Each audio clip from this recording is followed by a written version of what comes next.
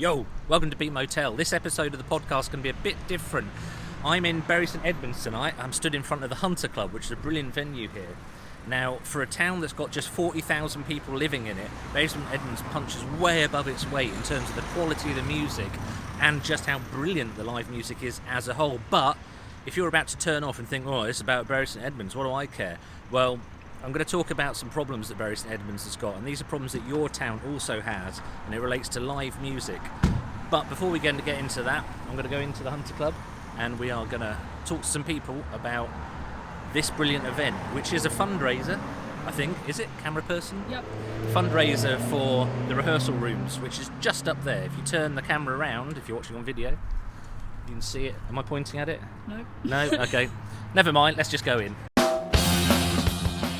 You're listening to the Beat Motel Podcast, and we need to warn you that we like to use words like fuck, shit, and syndicalist, bunty scrutux, angry flap, and filth biscuits, and we don't often bleep those words out, apart from because we're not complete animals. But if you understand that and you like music, then listen on. Lyndon B. Johnson.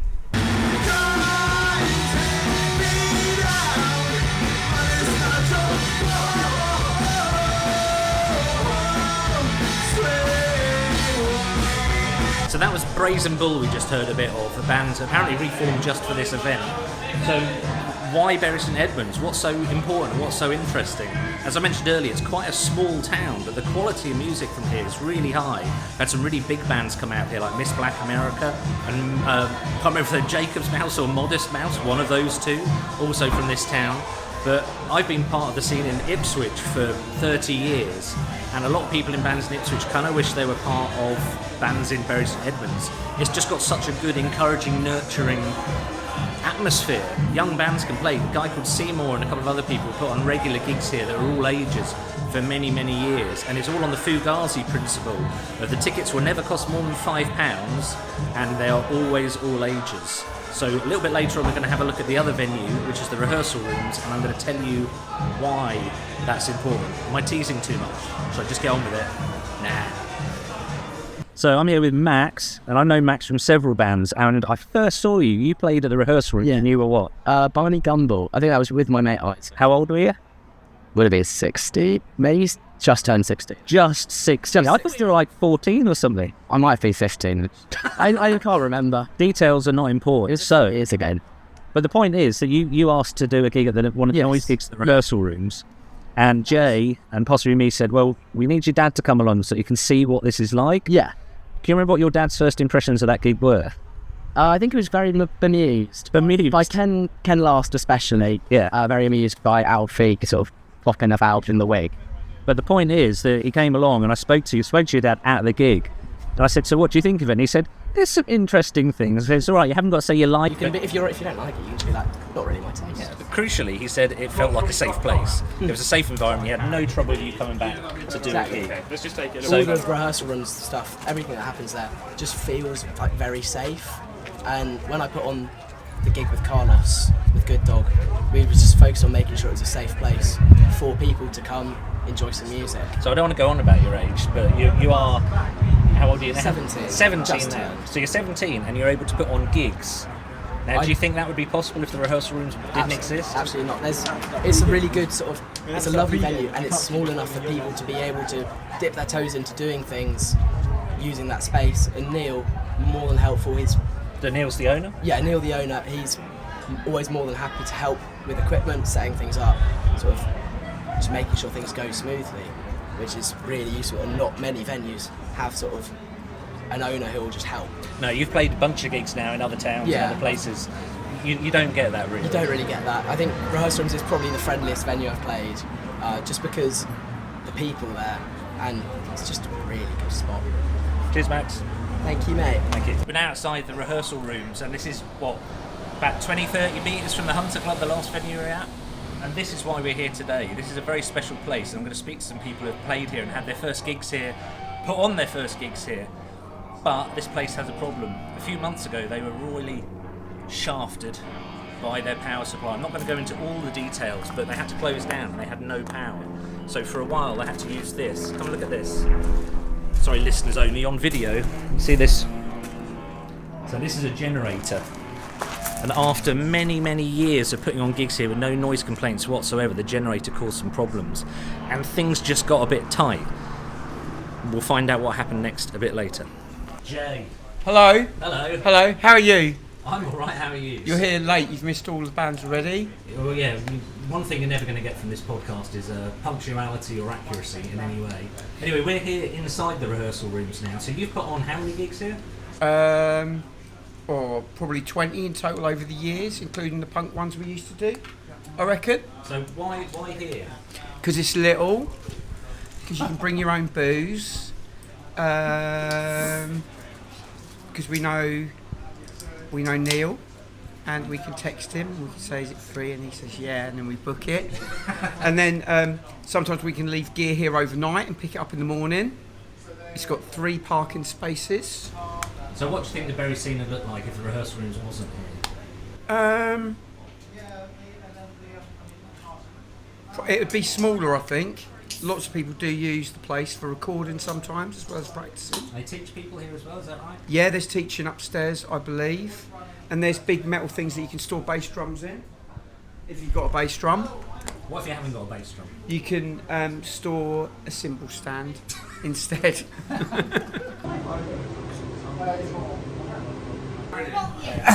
One of the things I love about every gig I've been to here at the rehearsal rooms is the settees. You can come and you can just veg out for a while, and they're so comfortable that sometimes when the music starts I think, have I got to get up? Have I got to get up? Just one of the many great things about the rehearsal rooms.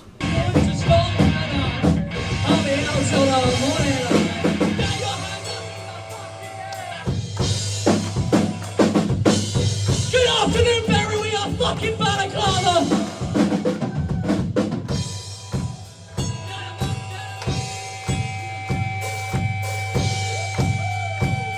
Fuck yeah, man!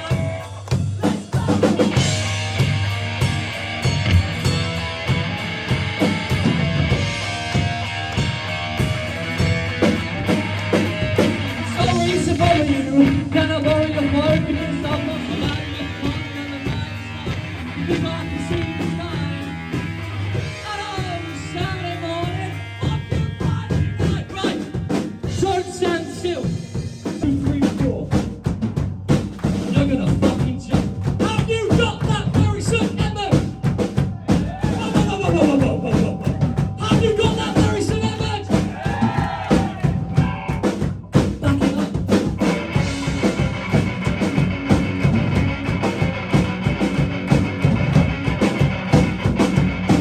1, 2, 3, back it up.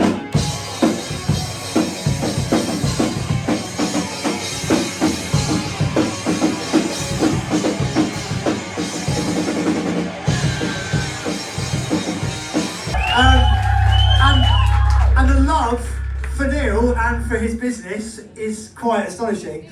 However, it's like Neil is currently running the rehearsal rooms.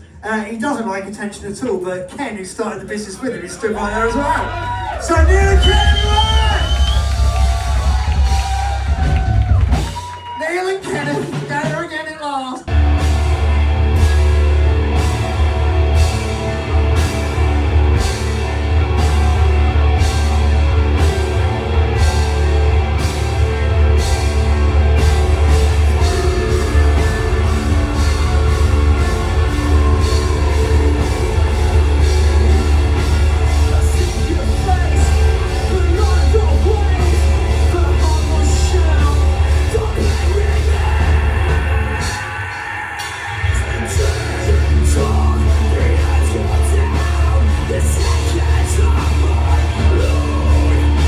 Give up a final transmission!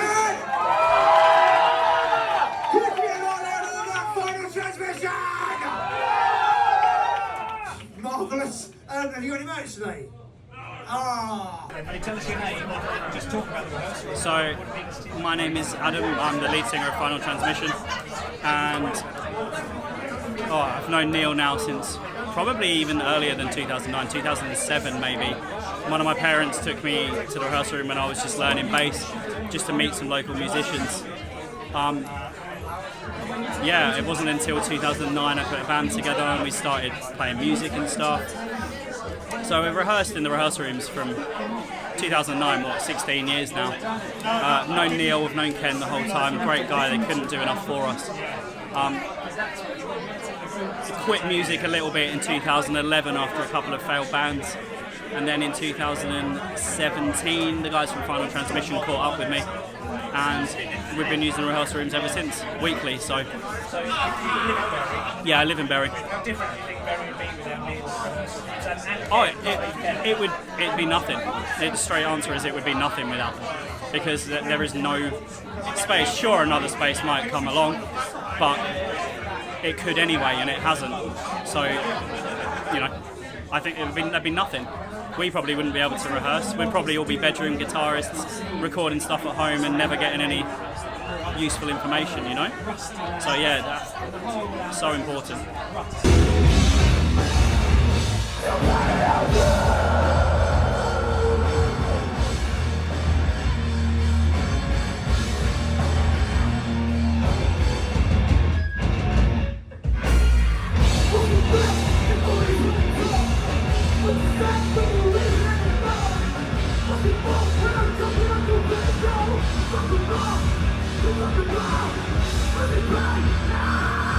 We wrote this song in the rehearsal room, so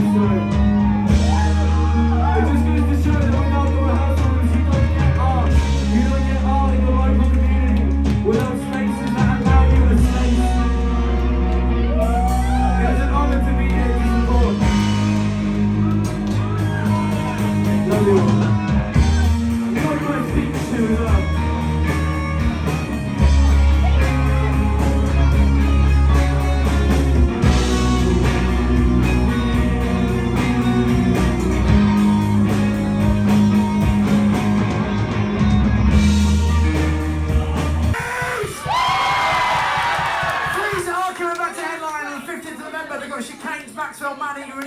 Playing with them. Those tickets are on sale, I just haven't done ticketing yet. Anyway, that's fun. You haven't got any merch today, have you?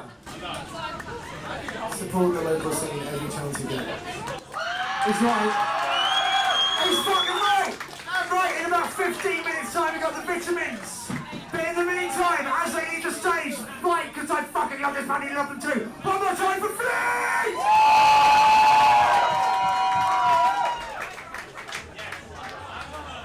Okay. It's fine, it's a bit dark here as well. Okay, so this is Neil who runs the rehearsal room. So Neil, say hello. Hello, how you doing? Alright, so can you give us a sort of a rundown on what the situation is with the rehearsal room? So the situation is, so I'm back on power now, but my meter hasn't worked for over a year. I've asked my electricity company to replace it, to resolve the issues that we're having, but they kind of decided that they wouldn't do that. Even after the energy ombudsman ruled that they had to. They just basically said, no, you need to pay our estimated bill of £5,000 before we put the new meter in. So it kind of held me to ransom for it, and I didn't have £5,000. So I kind of did, in a tongue-in-cheek kind of like, I don't know where to go with this. I did the GoFundMe, and within 48 hours, we'd raised £5,000, which was just like overwhelming. That got me to... So in the meantime, they had put a poll through my letterbox to press a little button to basically cut me off, so they kind of got access. They broke in, they got access, and they pulled the fuse, and then they put all the stickers over it saying you can't, you're not allowed to touch it anymore. So I ended up paying the £5,000, and then 41 days later, they came and fitted a new meter, and now I'm back up and running again, and I've got to obviously recoup the £7,500 that I've got tied up with them at the moment. I've taken them to small claims court, and they we can't proceed because they're called Yorkshire Gas and Power, so that's what I put for the defendant, but they don't go under Yorkshire Gas and Power, they go under Green Eco Management Systems or something. So the name change of the defendant has now got to go through the courts, and that's going to be another 10 weeks. So it's just this bureaucratic, like, fight in their corner, no help, no common sense. But I'm kind of back up and running again. Kind of, I can pay my rent this month. My landlord thankfully let me forego the rent last month. And having the gig here tonight is just, It's just phenomenal, man. I'm not going to cry. I'm not going to cry. But it is like to see these young bands who find it difficult to kind of maybe kind of talk to big crowds and things. They like singing, but actually kind of putting their point across while they're talking, and like thanking me for the rooms and all that kind of stuff, and Ken as well. It's just overwhelming. It's wild. I've been speaking to a few people, and I didn't realise that some people. Somebody said the first time they came to you was when they were 7 years old. Wow. And I didn't realise. Do you do training as well? You do teaching? Yes, teaching. So we teach. So there's a company called TF Music Tuition, who basically teach guitar and piano and bass and vocals and things, and we see all those kids come through. And they teach adults and stuff as well. And then I teach DJing on the BPM DJ course side, and I've had like one student in particular, Tiffany Quinn, who played Shangri-La main stage at Glastonbury. After she's absolutely like smashing it to pieces, and she can DJ 6 years ago. She'd never touched a turntable, so I've managed to kind of, we've managed to get her, and she's got the bit between her teeth and realised it's not just somewhere for bands to make a noise. Then it's part of the community. Definitely. And then I'm a mentor. I try and be a mentor as much as possible. The business model has changed. I'm not there as much as I'd like to be because I've got obviously loads of other commitments and things. So, but it's so nice that the kids can just kind of let themselves in. They treat the place nice. They thrash it out, and then they literally let themselves out. And and that obviously means a hell of a lot to people. And you never really know how people feel about your business. But now the outpouring of love and support. I think today's. Oh my God, it's just absolutely phenomenal. It really is. So literally hammer and time. I think we'll literally keep the rooms going no matter what. I really will. So it's it's an institution, isn't it? By the looks of it. Thank you very much. Good to meet you. You see, rehearsal rooms aren't exactly a gold mine. They exist purely because of the passion.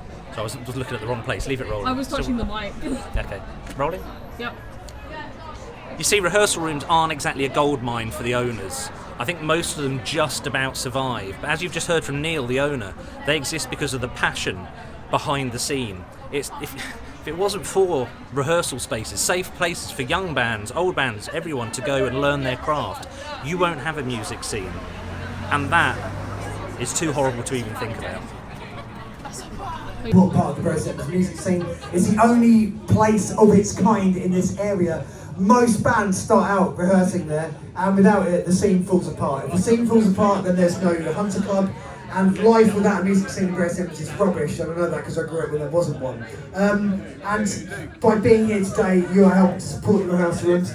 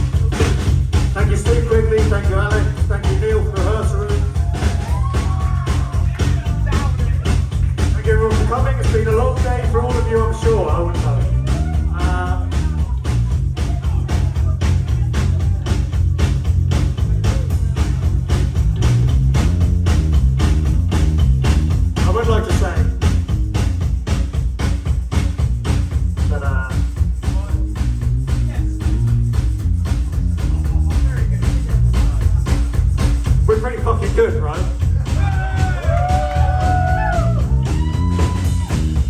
I said we're pretty fucking good, right?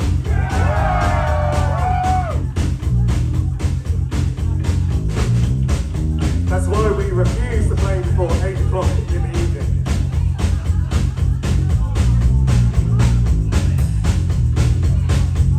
Been a few months since I heard your voice. My wrist is sprained from riding, but I'm not here out of choice. Maybe how I wish I could be there to watch the children grow right. Now I've got a telephone, call me anytime.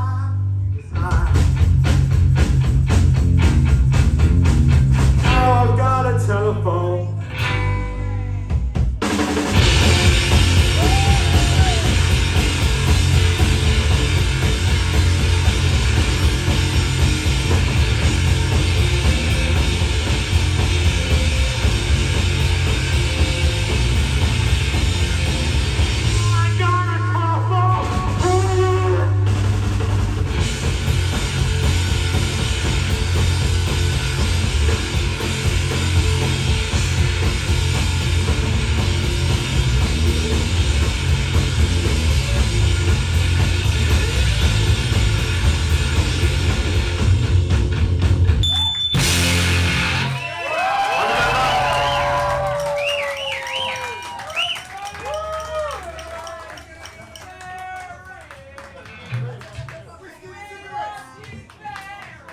Kings Rise Sevens, give up the Kings, the Vitamins! Do you not fucking know the Vitamins? And as they point out, they are very good. Hi, I'm Alec. I'm the sound guy here. Short time listener, but working my way through the podcast. Sorry about that. Not on the video When you ones say yet. here, but- you mean where? Oh, here at the Hunter Club. Yeah, sound guy. Cool. So what's your connection with the rehearsal rooms in Bury? First started practicing there back probably like 2004, 5. Had a band back then, and then yeah, just various bands. The latest one, Scab Gash, that's there. But yeah, it's just where you go when you got somewhere to practice in this town. So do you think your time in bands would be different if the rehearsal rooms didn't exist here? Well, I wouldn't have a place to practice. I think it's such a tight ecosystem in this town. Like, you've got the college training up young people, you've got the rehearsal rooms where bands practice, and then, but growing up there was multiple venues, but now there's just sort of here and anywhere, well, in the rehearsal rooms, but here in the rehearsal rooms the only place is putting on gigs. So it's, yeah, sort of, it's a small little town, and it's all important to make it run. How does Bury put out so many really, really good bands? Because there's like, what, 40,000 people living in Bury? That's Yeah. not big. Don't know. Like, washing machine, I think, helps. So washing machines, Yeah. Seymour's promotion thing that is a part of running gigs here at Hunter Club. Yeah. Like, yeah, I think other people putting on gigs as well. Like, you got Good Dog putting on stuff now. They're super. And then also you got like the noise scene, which is just, again, 40,000 town and somehow got a noise scene. But yeah, so it's, yeah, all the different stuff going on. But growing up, there was always gigs. I feel like there was a quiet bit for a little bit, but it's all sort of seems to spring back now, and it's, you know, a lot of today wouldn't be possible if it was all old people as well. So it's the young people picking up the instruments and doing it. You know, we've got the couple of music shops in the town still, Sounds Plus and Balaam's, but yeah. So if people are watching this and they live somewhere else and they're thinking about their small town, what's the best thing they can do to help support places like, well, rehearsal rooms? They might not be musicians, but what's the best thing they can do to support them? Just turn to a gig, offer to help.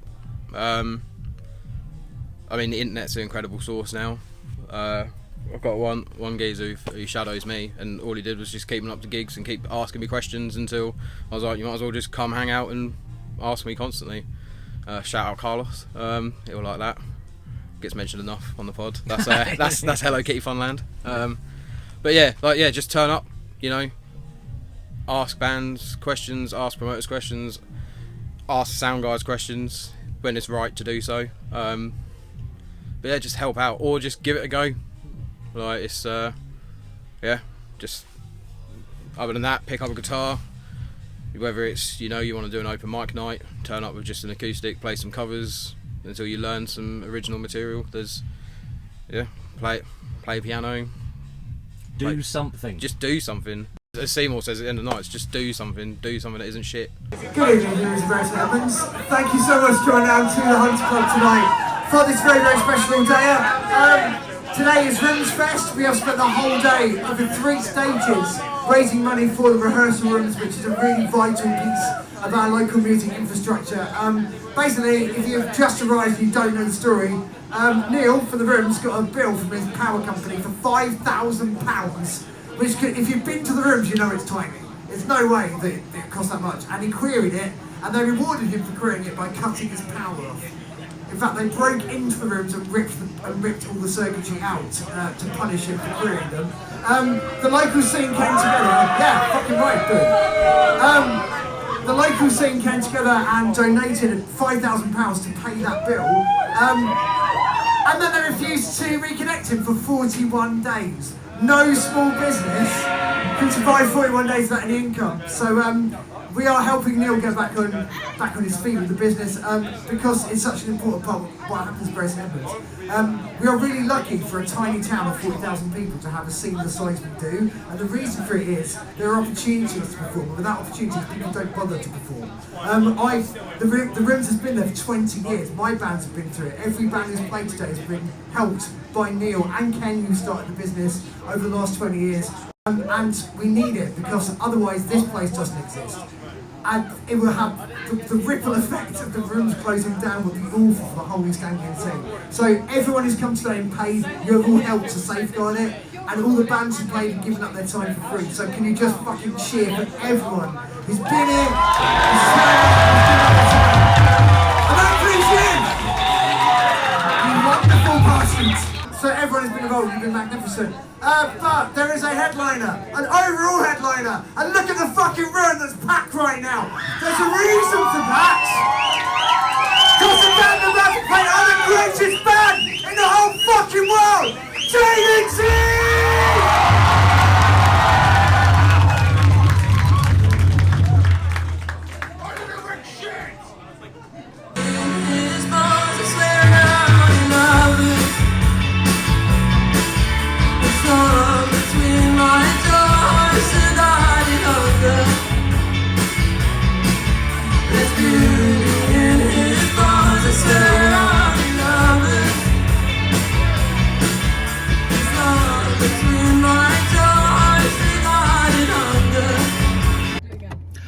So that's Jada Teeth, and we're going to go back to Jada Teeth because I want you to look at the audience. That audience is the same people who were having a circle pit earlier. The audiences in Bury St Edmunds kind of give the same passion and reaction to every genre of music. I don't think I've ever played in a town or been to gigs at a town that have such a varied lineup. What would you say Jada Teeth are? Are they like old country? Yeah. The heir to my estate says, yeah.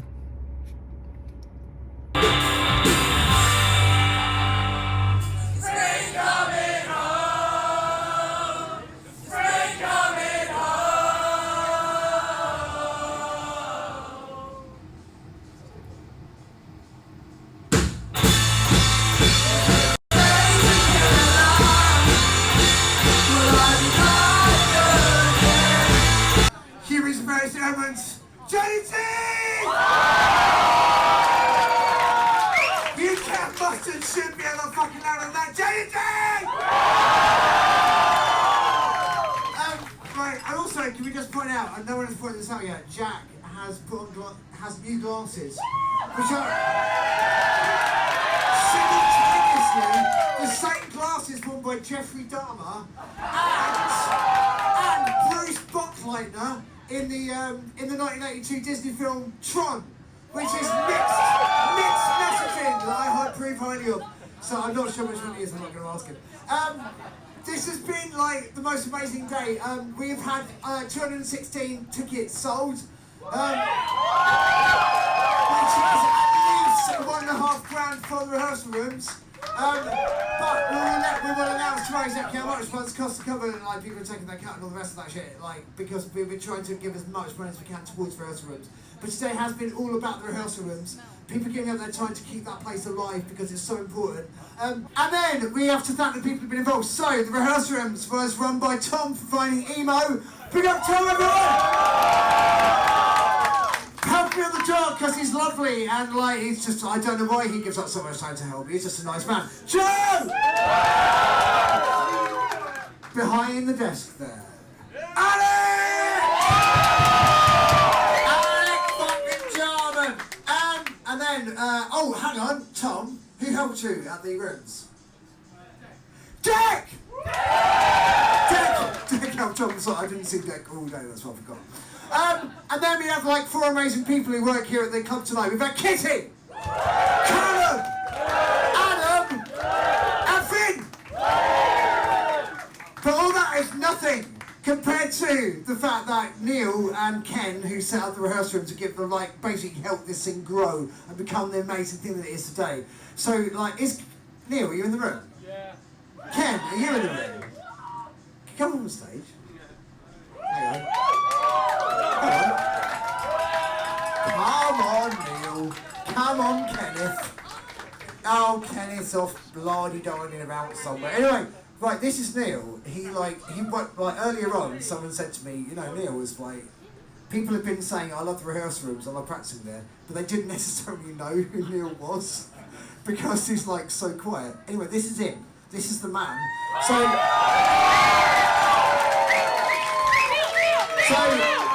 hang on. Shh. Fucking Neil, everyone!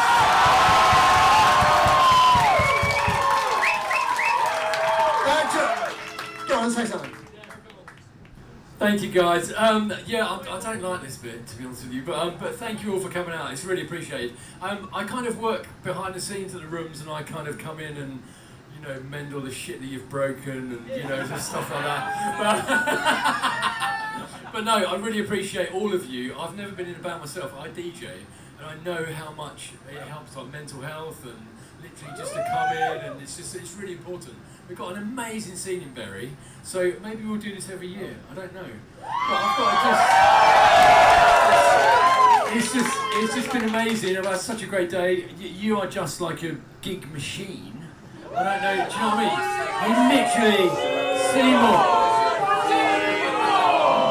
mean? Seymour literally just got hold of it and just ran with it, and I booked a DJ to try and help. 11 o'clock this morning, and we didn't start until 1, so that went really well. But yeah, I just appreciate you all, and I love what you do, and just keep doing it. And we've got an amazing scene, and keep pushing it, man. I'm here for you. Yeah.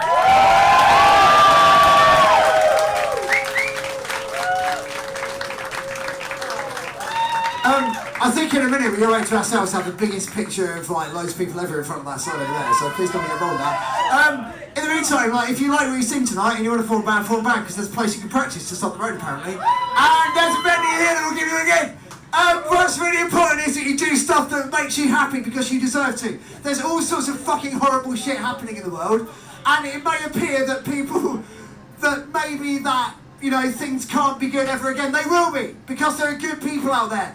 Most people are decent, wonderful human beings. What we've got to do is find the things that make us happy and do them, because that does make a positive difference in the world. So whatever it is you want to do, find that thing. Do it to death. You owe it to yourself to be happy and to treat each other right. Because when the world is going to shit, Bury St Edmunds, you must do something that isn't shit. I love you. Neil loves you. Love yourselves. Good night.